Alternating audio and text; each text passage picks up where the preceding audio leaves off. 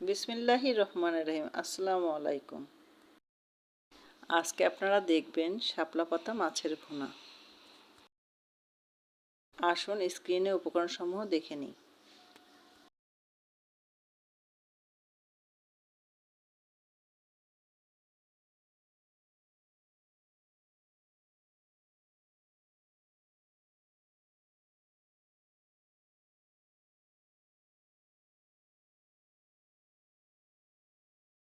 কড়াইতে তেল দেই,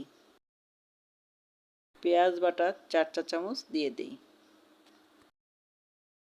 একটু পানি দিয়ে দেই,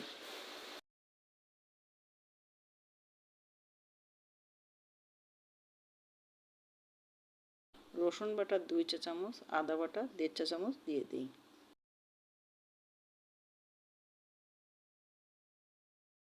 শুকনা মরিচ বাটা 3 চা চামচ দিয়ে দিই,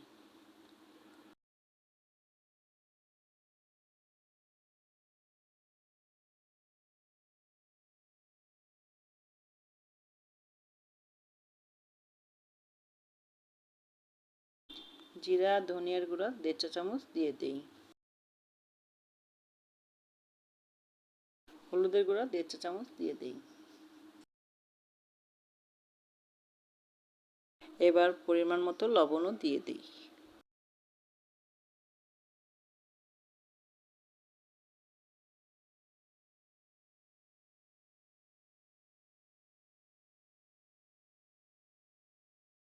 সকল মশলা একসাথে দিয়ে ভালো করে নাড়াচাড়া করে কষিয়ে নিই।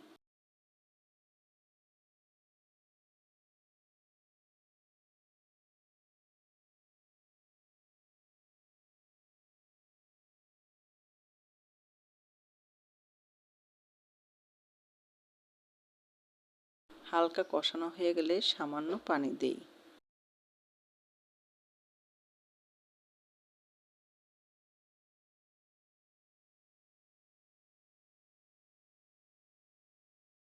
তেজপাতা, দারুচিনি, এলাচ, লবঙ্গ, গোলমরিচ দিয়ে দিই। আবারও ভালো করে কষিয়ে নিই।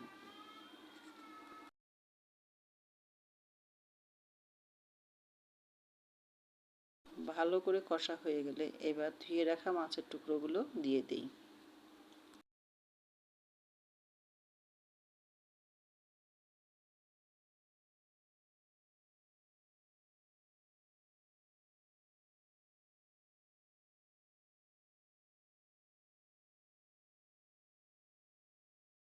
এবার মাছগুলো ভালো করে কষিয়ে নিই। যত ভালো কষানো হবে ততই রান্না খেতে সুস্বাদু হবে।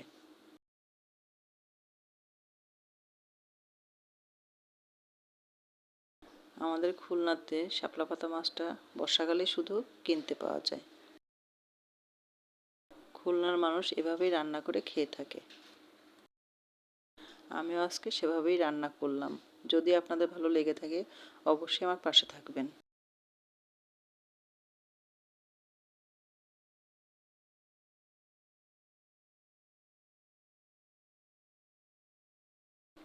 ভালো করে কষা হয়ে গেলে এবার 1.5 কাপ পানি দিয়ে দেব।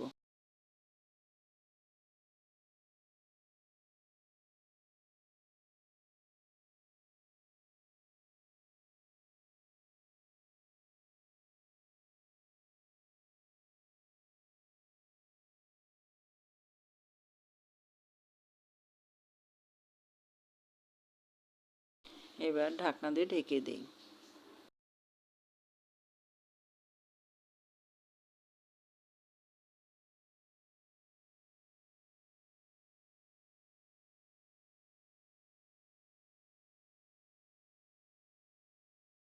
ঝোল টেনে তেল উঠে আসলে এবার চুলা বন্ধ করে দিই। হয়ে গেল খুলনার মজাদার শাপলা পাতা মাছের ভুনা। আজকে এ পর্যন্তই। সামনে নতুন রান্না নিয়ে হাজির হব ইনশাআল্লাহ। আল্লাহ হাফেজ। আসসালামু আলাইকুম।